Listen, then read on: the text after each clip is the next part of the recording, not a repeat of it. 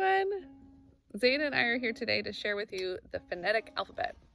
So when your child is just starting to write or read, you want to introduce the phonetic alphabet first.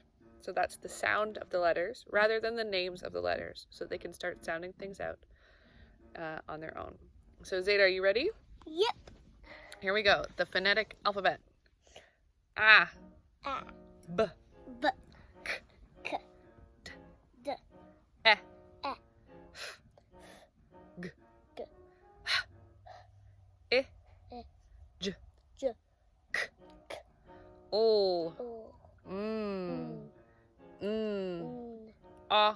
A. P. K. K. R.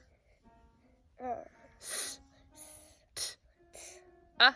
A. V. V. W. W. X. X. Y. Y. Z. Z. There it is, everyone. Have a great day.